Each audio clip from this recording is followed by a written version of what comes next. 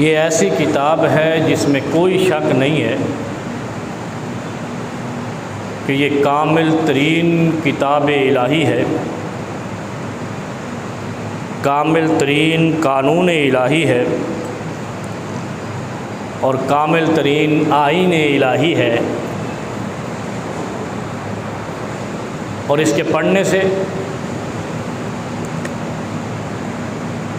اس کو یاد کرنے سے، اس کے مفاہیم کو ذہن نشین کرنے سے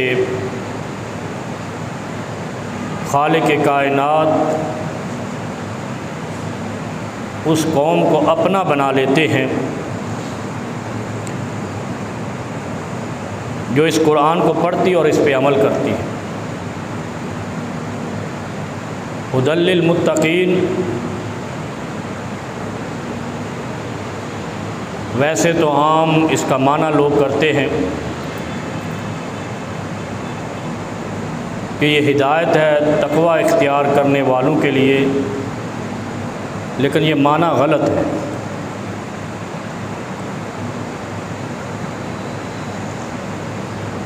جس نے تقوی ہی اختیار کر لیا، اس کو ہدایت تو پہلے ملی تو تقوی اختیار کیا۔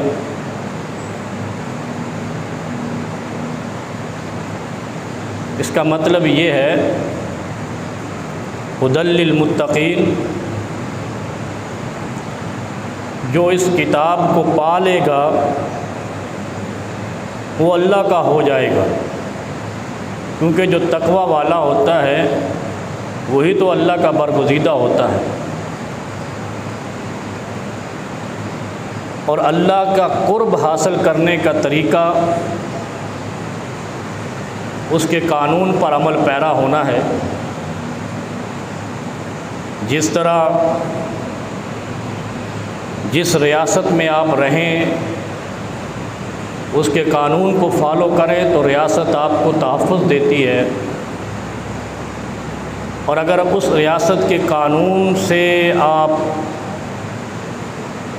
بغاوت کریں تو آپ غدار کہلائے جاتے ہیں، اور ریاست آپ کو تحفظ کی بجائے آپ کو قید کر دیتی ہے، پکڑ لیتی ہے۔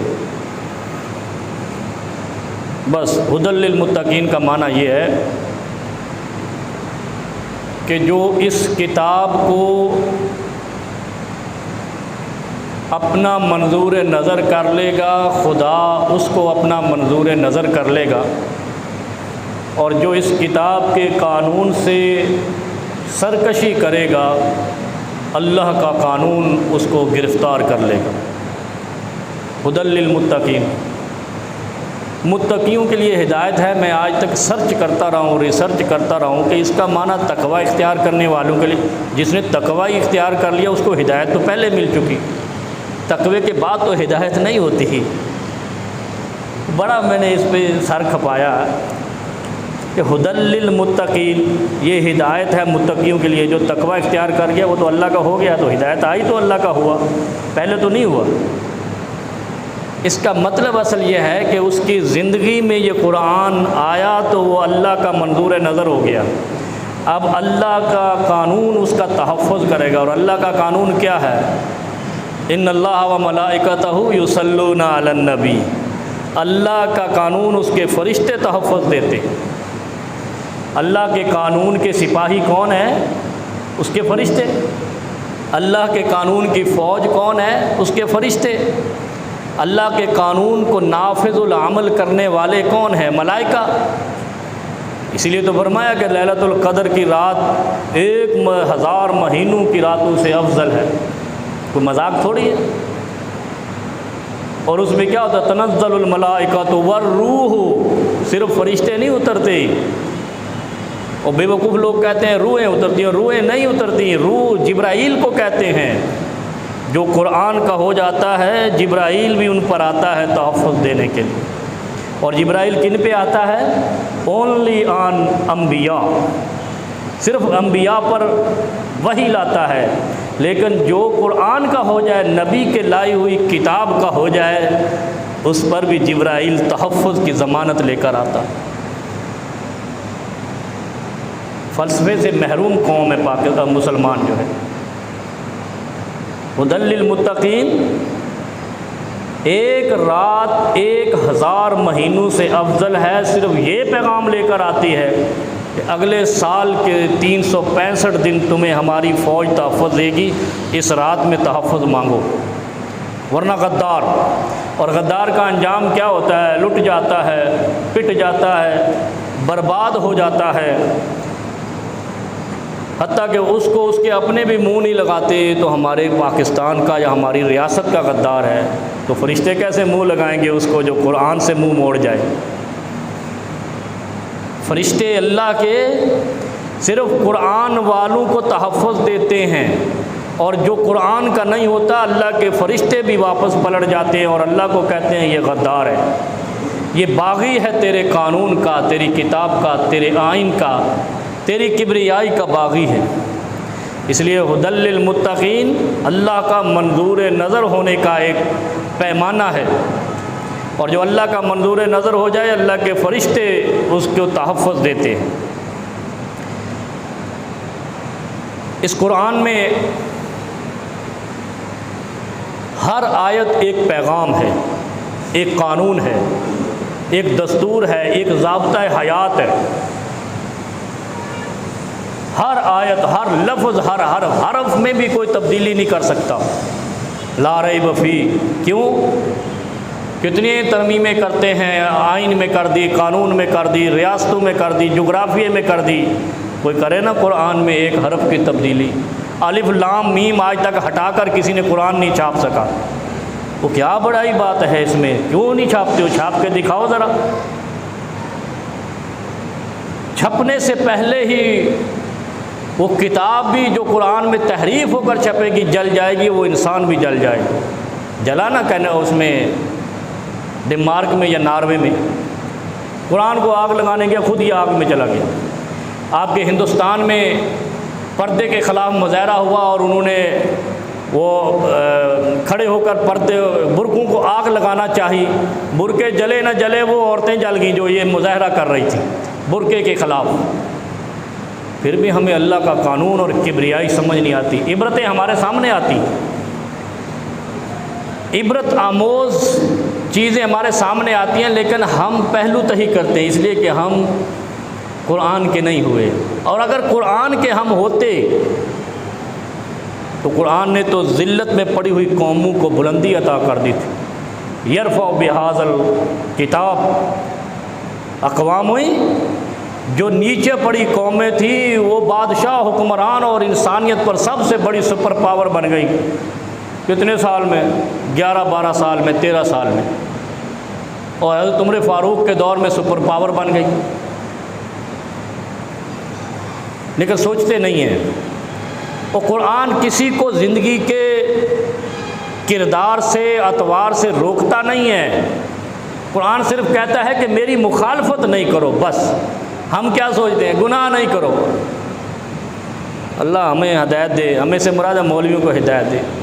قرآن کا اسلوب بیان کیا ہے؟ آپ ریاست میں رہیں نا، جو مرضی کریں، ایسے ہی ہے نا۔ پاکستان میں رہتے ہیں لوگ، کیا کچھ نہیں کرتے، لیکن ریاست کے قانون کو توڑنا جرم ہے۔ باقی جو مرضی کریں آپ اپنے گھروں میں، اپنی گلیوں میں، اپنے محلوں میں، جتنی مرضی آپ کمیٹیاں بنائیں، جتنے مرضی آپ الیکشن لڑیں، ریاست نہیں روکتی۔ جو مرضی آپ کر لیں، سبزی منڈی لگا لیں، فروٹ منڈی لگا لیں، حتیٰ کہ یہاں تو انسانی منڈی بھی لگ جاتی ہے حیوانوں میں، کوئی قانون نہیں روکتا۔ لگتی ہے نا کہاں انسانی منڈی، وہ انسانی منڈی بھی قیمتی انسان بکتے ہیں وہاں پہ، جن کو 1-1 لاکھ آدمی ووٹ دیتا ہے وہ بھی اس منڈی میں بک جاتا ہے، لیکن قانون کچھ نہیں کہتا۔ ریاست کا قانون تب حرکت میں آتا ہے جب اس کے آئین کی خلاف ورزی ہوتی ہے۔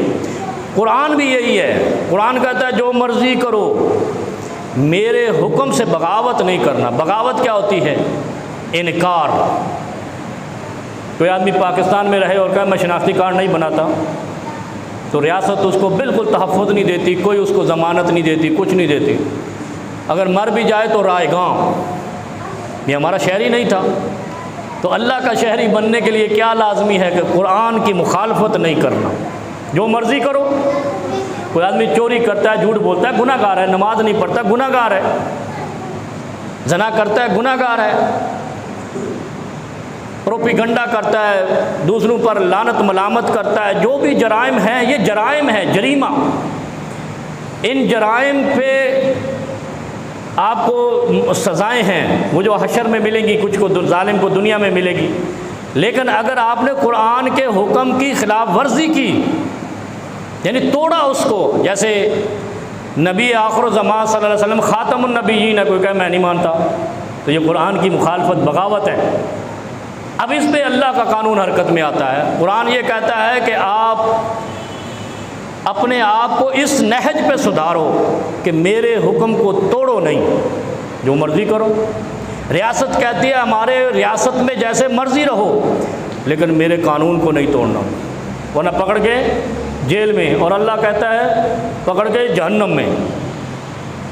آسان ترین دین، اتنا آسان دین امت مسلمہ سے پہلے آیا ہی نہیں، لیکن سمجھنے والوں نے اتنا مشکل کر دیا۔ قرآن ایک ہے، تفسیریں 2500 ہیں، تو پھر 2500 لوگوں نے اپنے اپنے ذہن کے مطابق لکھی ہے، تو یہی چاند چڑھے گا نا۔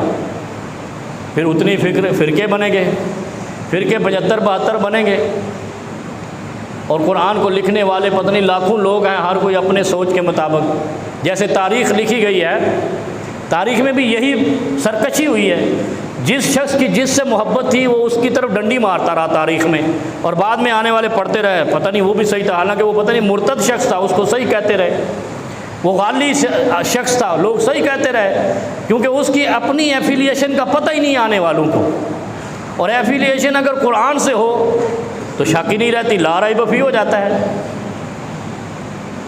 بس یہی دین کے ساتھ زیادتی ہوئی ہے، اور دین کے ساتھ زیادتی العوام میں نہیں کی، علماء نے کی ہے، باغیانہ باتیں کی ہیں۔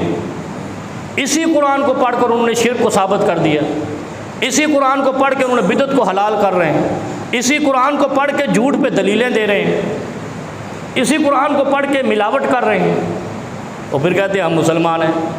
تو یہ قرآن کیا لایا ہے پھر؟ اسی قرآن کو پڑھ کے چوری کر رہے ہیں، تو قرآن نے کیا لایا تمہارے لیے؟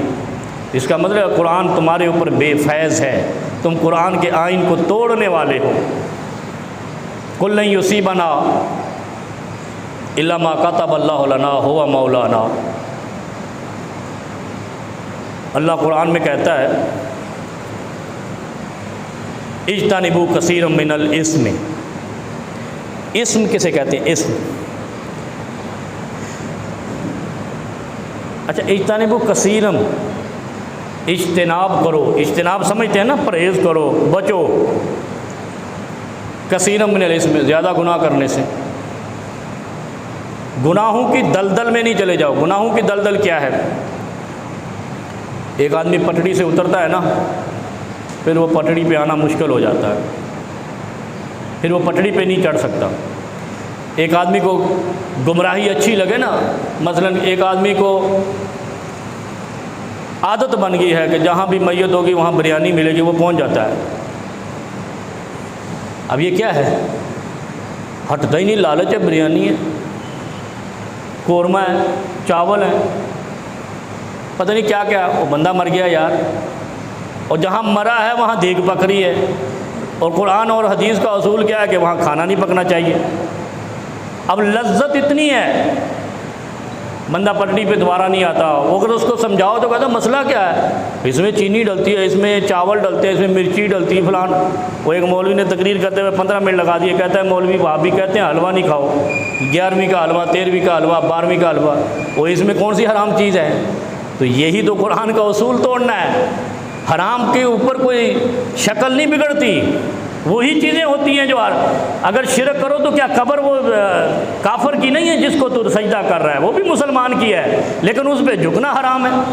اب آپ نے قانون توڑ دیا خدا کا، اور یہی قرآن لے کر آیا ہے کہ اس کو لا ریب فی ذالک الکتاب، اس کتاب کو سمجھو، شکلوں کو نہیں سمجھو، لوگوں کے کردار کو نہیں دیکھو، قرآن کے اصول کو دیکھو کہ آپ نے اس اصول کو توڑنا نہیں ہے۔ قل لن یصیبنا الا ما کتب اللہ لنا۔ اور پھر قرآن کہتا ہے کچھ بھی نہیں ہو سکتا، کچھ بھی آپ کا کچھ نہیں بگاڑ سکتا اگر آپ سے اللہ راضی ہے۔ رضیت باللہ ربا و بالاسلام دینا و بمحمد نبیہ۔ اگر تیرا قبلہ درست ہے تو رب کا منظور نظر ہے، اور اگر تیرا قبلہ درست نہیں ہے تو مطرود نظر ہے، مسترد کر دیا گیا ہے۔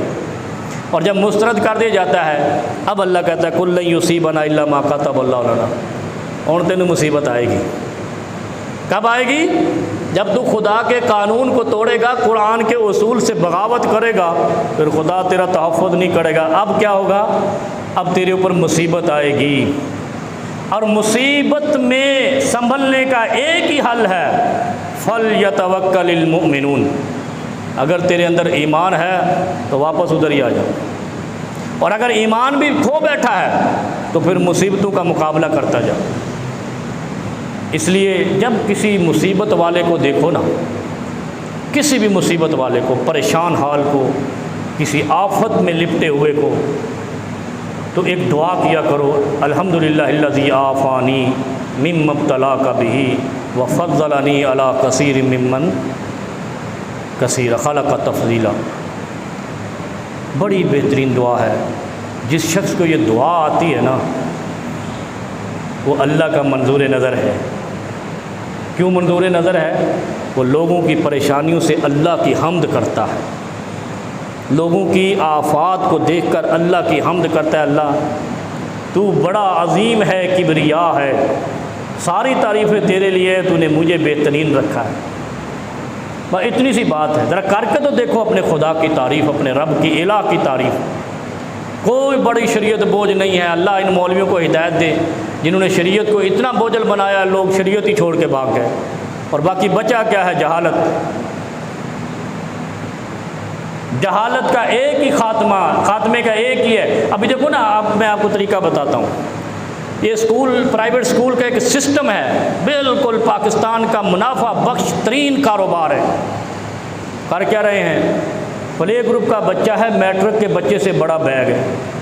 احتجاج ہو رہا ہے، ان کا سلیبس شارٹ کیا جائے، کم کیا جائے، یہ کیا جائے، وہ کیا جائے۔ چھوٹا سلیبس ہوگا، جلدی سمجھ آئے گی۔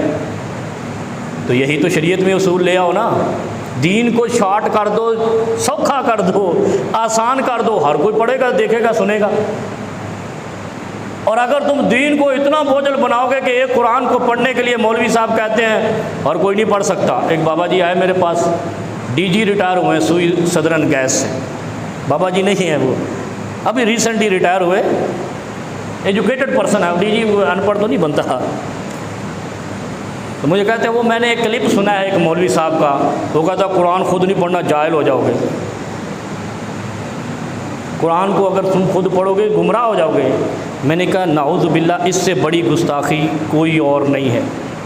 وہ انڈین گستاخہ نے کوئی بات کی ہے، ہم اس کے پیچھے ایسے لپکے ہوئے جس کی حد نہیں ہے۔ تو یہ کیا قرآن کو پڑھنے سے گمراہ ہوتے تو عرب میں کوئی ہدایت پہ آتا ہی نہیں، کوئی ہدایت پہ آتا ہی نہیں۔ قرآن تو لایا ہی ہدایت ہے، ھدی للمتقین، منبع ہدایت۔ تم پڑھ کے تو دیکھو، اگر ہدایت نہ آئے تو گمراہ ہوتا ہی نہیں قرآن پڑھنے والا۔ آج تک کبھی دیکھا ہے کہ جس نے قرآن کو سینے سے لگایا وہ گمراہ ہو گیا؟ دراصل یہ اپنی دیگیں اور پیٹ پکے کرنے کی کہانیاں ہیں، اور کچھ نہیں ہے۔ قرآن کو پڑھنے والا اگر گمراہ ہو جائے تو یہ خدا کے حکم کی بغاوت ہے۔ اور قرآن کیا کہتا ہے؟ وما ینطق عن الہویٰ ان ھو الا وحی یوحیٰ۔ وہ قرآن تو ایسا نطق بیان ہے کہ تو پڑھتا جا، اللہ کی طرف سے فرشتے تیری نصرت کو اترتے جائیں۔ فضائے بدر پیدا کر، فرشتے تیری نصرت کو۔ فضائے بدر میں کون تھے؟ جو قرآن پڑھتے تھے، قرآن پہ عمل کرتے تھے۔ قرآن پڑھنے والے کو یہ کہنا کہ وہ گمراہ ہو جائے گا، اس سے بڑی جہالت کوئی نہیں ہے، اس سے بڑی دین سے دشمنی کوئی نہیں ہے، اس سے بڑی توہین قرآن کوئی نہیں ہے۔ ان پڑھ شخص بھی، نبی علیہ السلام کی حدیث ہے کہ جس کو ایک لفظ نہیں پڑھنا آتا وہ بھی قرآن پہ انگلی پھیرتا رہے لائن سے، اللہ اس کو بھی ایک ایک حرف کے بدلے 10 نیکیاں دے گا، اور اس کے اوپر بھی ہدایت کے دروازے کھول دے گا۔ جاہل آدمی جس کو قرآن پڑھنا نہیں آتا، سیکھا ہی نہیں ہے، صحیح حدیث ہے بخاری کی، مسلم کی، ترمذی شریف کی، تو یہ جو پڑھ کے گمراہ ہو رہے ہیں وہ مولوی کون سے ہیں؟ وہاں تو یہ کہا جا رہا ہے کہ تم خالی ان پڑھ ہو، قرآن پہ انگلی گھماؤ اور قرآن پہ نظر غائر سے دیکھتے رہو، اللہ آپ پر ہدایت کی۔ اس کا مطلب کیا ہوا؟ وہ جو بات ہے کہ ریاست کا قانون توڑو گے تو سپاہی پکڑیں گے، خدا کے قرآن کو چھوڑو گے تو اللہ کے سپاہی فرشتے پکڑیں گے، اسی کا الٹ کرو، اگر اللہ کے قانون کو توڑو گے تو اللہ کے فرشتے پکڑ لیں گے، اور اگر اللہ کے قرآن کو پکڑو گے تو فرشتے آپ کو اپنی حفاظت میں لے لیں گے، آپ کو تحفظ کی ضمانت دیں گے وہ فرشتے۔ جب تو قرآن میں دیکھے گا اوپر تیرے فرشتے، وہ کیا کہتے ہیں وہ رائمنڈ والے، سکینہ نازل ہو جائے گی نا، دی سکینہ بھی بڑی نازل ہوتی، وہ کہتے ہیں سکینہ نازل ہو جائے گی۔ کوئی سکینہ وکینہ نہیں ہے، تم قرآن پڑھو گے اللہ کے فرشتے نازل ہوں گے، آپ کو لذت آئے گی، آپ کو سرور آئے گا۔ قُل لَن يُصِيبَنَا إِلَّا مَا كَتَبَ اللَّهُ لَنَا، اس کو یاد کر لو، آیت کو، سورۃ توبہ کی آیت ہے کہ اگر قرآن کو چھوڑا تو مصیبت ہی مصیبت۔ میں آپ کو ایک حدیث سناتا ہوں۔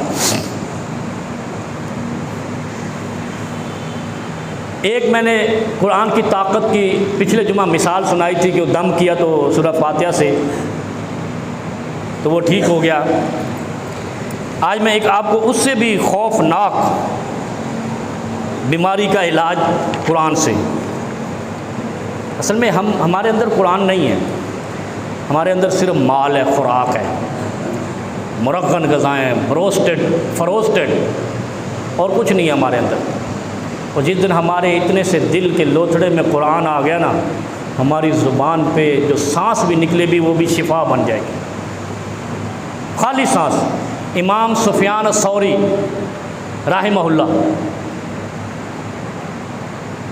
یہ مدینے میں گئے تو جس کو بقیع الغرقد کہتے ہیں، جنت البقیع، مٹی کا تکیہ بنا کے لیٹے رہے۔ لوگوں نے کہا آج بھی وہ جو ملنگ بن جائے نا، وہ لوگ کہتے ہیں بڑا پہنچی ہوئی سرکار ہے، اہل مدینہ نے کہا پہنچی ہوئی سرکار ہے یار، اس سے دم کراؤ۔ امام سفیان ثوری بہت مشہور راوی حدیث ہیں، تابعین میں سے یا تبع تابعین میں سے ہیں۔ ان کی روداد لکھی، مٹی کا تکیہ بنا کے اس میں لیٹے رہتے، جو بھی آتا وہ مجھے یہ مسئلہ، وہ پہنچی ہوئی سرکار ہے دم کرا لو، کوئی مسئلہ ہے مسئلہ بیان کرتے ہو، کہتے ایسے کر لو۔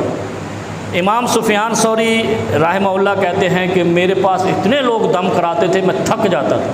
اور دم کیا کرتا تھا کہ جو بھی آتا، کوئی کہتا مجھے کینسر ہو گیا، امام سفیان ثوری سر پہ ہاتھ رکھتے، سورہ فاتحہ پڑھ کے پھونک مارتے، بس۔ فرماتے ہیں ساری زندگی میں نے فاتحہ پڑھ کے دم کیا، اونلی فاتحہ۔ دل صاف تھا نا، دل میں قرآن تھا، زبان میں تاثیر آ گئی۔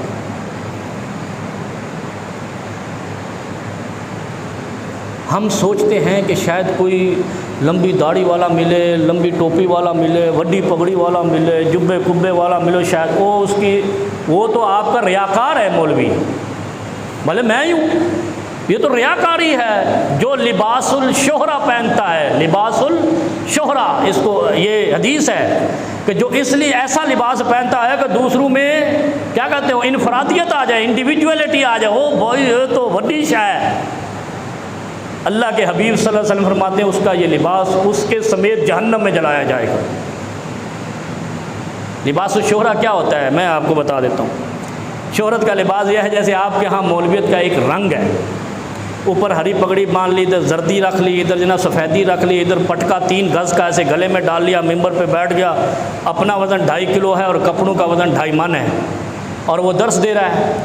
یہ کیا ہے؟ شہرت کا لباس نہیں ہے، انفرادیت کا لباس نہیں ہے، منفرد ہونے کی، تاکہ مجھے لوگ کہیں یہ واقعی مولوی ہے۔ جب جس نے تجھے اس دے، وہ مولویت کوئی الگ ماؤں نے جنے ہیں کیا؟ یہ بھی ایسی ماؤں نے جنے جیسی لوگوں عام عوام کو جنا ہے۔ جو انفرادیت کرتا ہے اپنے آپ کو لباس الشہرہ کے ذریعے، وہ اس سمیت جہنم کی آگ میں جلایا جائے گا۔ کہاں گیا وہ توحید، شرک، بدعت اور یہ سارا کچھ؟ ریاکاری میں آ گیا تو کیا زبان میں اثر رہے گا؟ اب وہ ملنگ کو دیکھو، حضرت امام سفیان ثوری رحمہ اللہ مٹی کا تکیہ بنا کے لیٹے ہوئے، جو آتا ہے سورہ فاتحہ پڑھ کے دم کر رہے ہیں، اور لکھنے والے جنہوں نے ان پہ روداد لکھی کہتے ہیں کہ امام سفیان ثوری سے دم کرانے والا جتنی بھی بڑی مرض ہو شفا یاب ہو جاتا تھا۔ کوئی ایسا مریض نہیں تھا جس نے سفیان ثوری رحمہ اللہ سے دم کرایا ہو اور وہ درست نہ ہوا ہو۔ قرآن سینے میں تھا، بس ایک کام تھا۔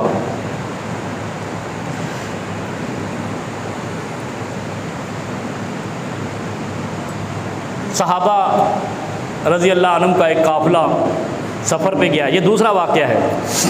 پہلا واقعہ میں نے پچھلے جمعہ سنایا تھا کہ ایک قافلہ گیا، گاؤں والوں نے کہا نہیں ہمارے پاس پانی نہیں ہے، انہوں نے کہا پانی دے دو، پانی نہیں ہے، اور یار کوئی کھانا وانا دے دو، نہیں ہے پانی۔ سفر میں تو انسان غریب ہو جاتا ہے، اور پھر عرب کے صحراؤں کے سفر۔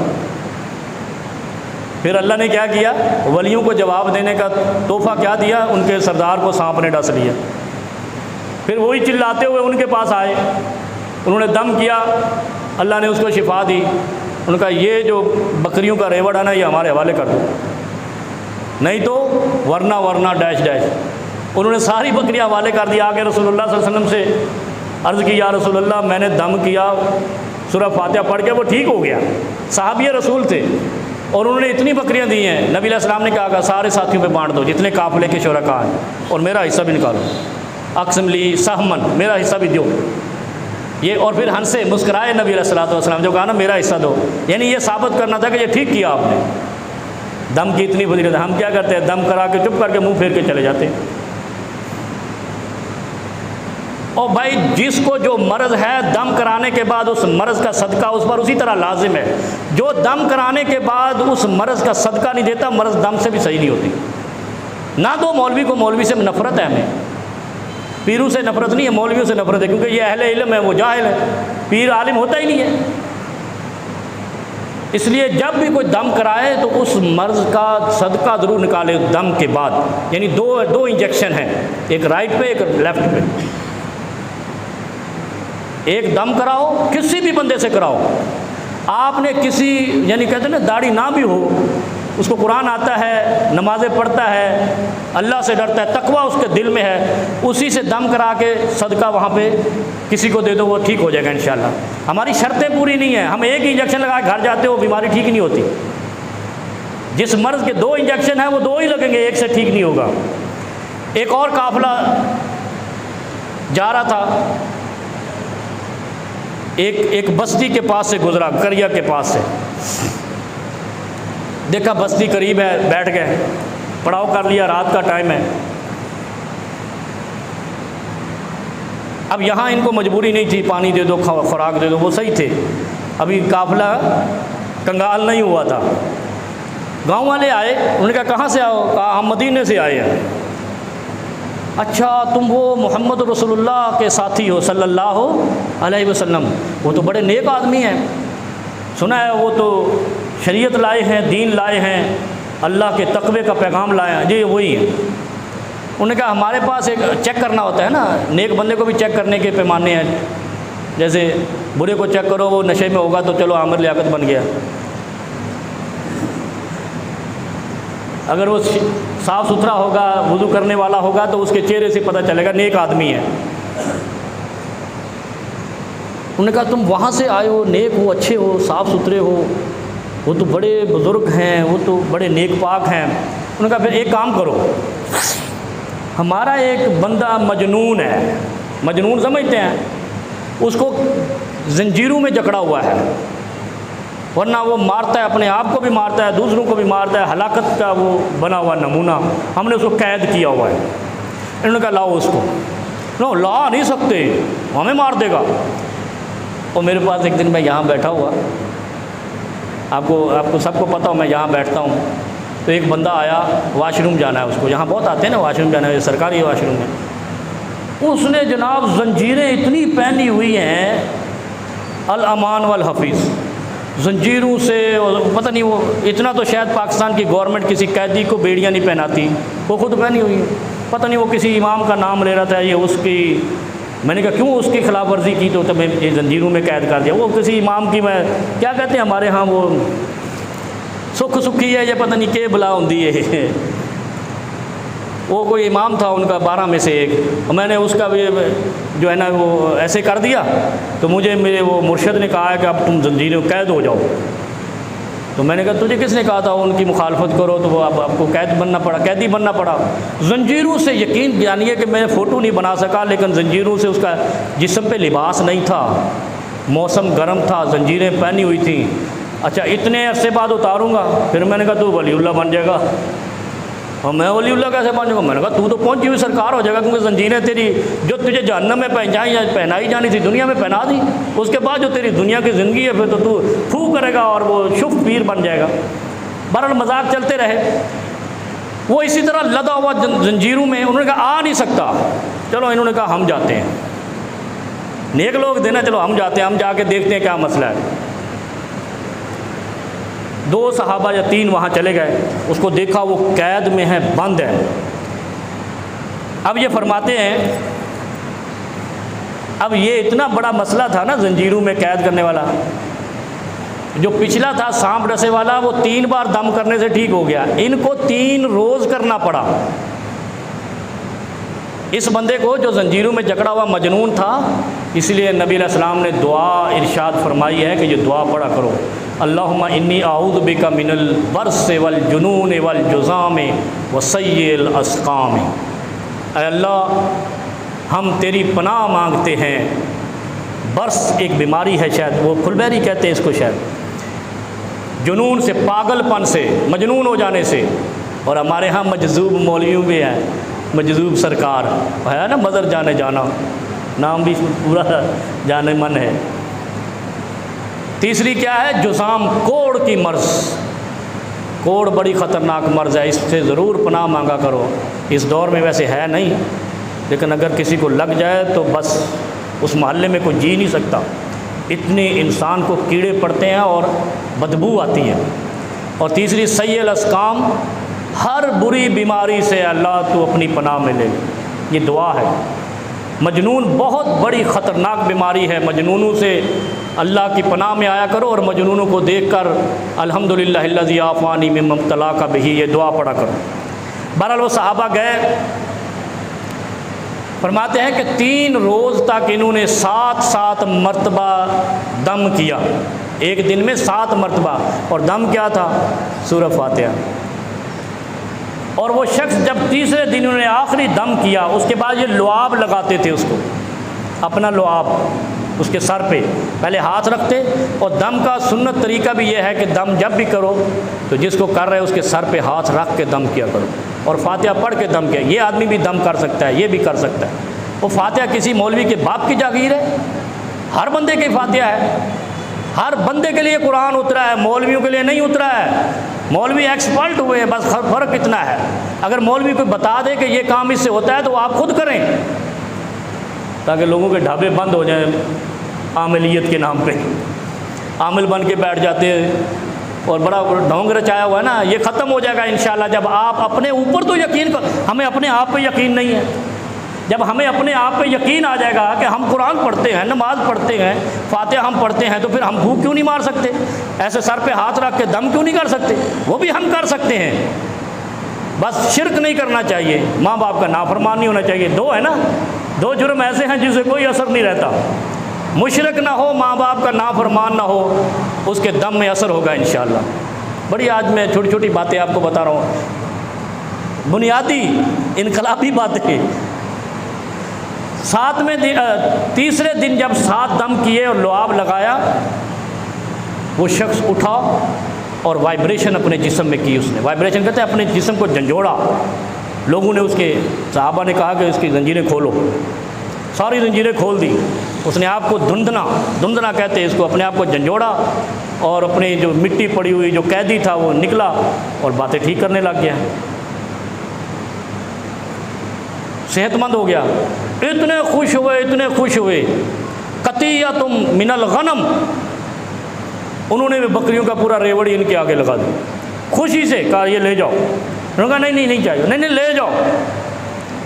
نبی علیہ الصلوۃ والسلام کے پاس واپس آیا، یا رسول اللہ، یہ دوسرا واقعہ سنایا میں نے، پہلے سانپ ڈسنے والا، یہ مجنون کو علاج کرنے والا، اور آج ہم مجنون کو نزدیک نہیں جاتے، وہ مجنون پاگل ہو گیا یہ۔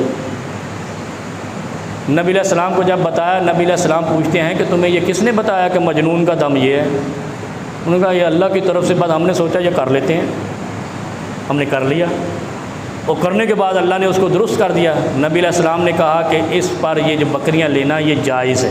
پہلے میں کہا میرا حصہ نکالو، اس میں یہ نہیں کہا، اس نے کہا آپ نے ٹھیک کام کیا ہے، اللہ نے اس کو شفا دی ہے، جو آپ کو تحفہ ملا ہے، ہدیہ ملا ہے، ٹھیک ہے۔ بتانے کا مقصد یہ ہے کہ قرآن میں بڑی طاقت ہے، اس کو پڑھا کرو اور اسی سے دم کیا کرو، اسی سے شفا طلب کیا کرو۔ اور سب قرآن میں سب سے بڑی جو آیت ہے وہ سورہ فاتحہ ہے، دم کے لیے سورہ دم ہے، یہ سورۃ الرقیہ کہتے ہیں اس کو، دم کی صورت ہے، اس سے دم کیا کرو، انشاءاللہ بڑے بڑے کرتے رہو جب تک مرض ٹھیک نہیں ہو سکتا ہے تیرے اندر خلوص آ جائے یا اس کی مرض چھٹ جائے، ایک صورت تو ضرور نکلے گی۔ ایسا تو نہیں ہے کہ رائے گاں ہو جائے گی ساری قرآن کی یہ آیت، رائے گاں نہیں ہوگی، یا تیرے پڑھتے پڑھتے تیری زبان میں تاثیر آ جائے گی، یا کرتے کرتے اس کا مرض ٹھیک ہو جائے گا۔ اللہ رب العالمین